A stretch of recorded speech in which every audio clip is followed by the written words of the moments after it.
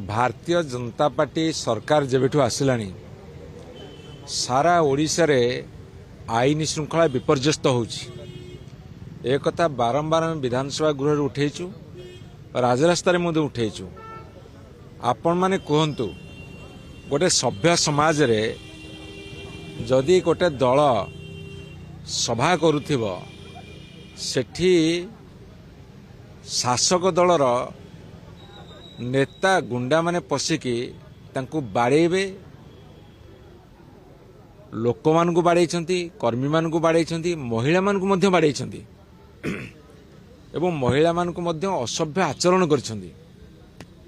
एइथिपे को दफा लागिबा दरकार।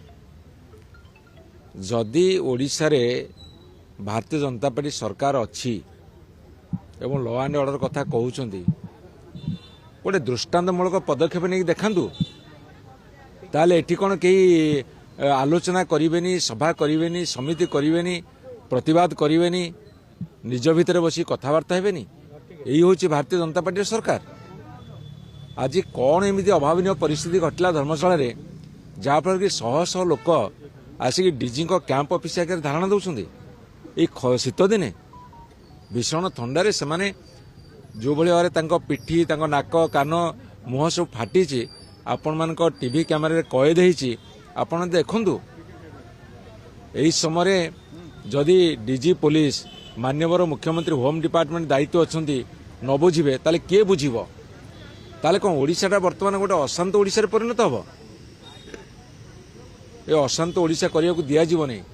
मैं आपण मानू कही रखे, ये जो शासन चली ये तालिबानी शासन किसी कम नुहे। ये जो शासन चली ये हिटलर शासन किसी कम नुहे।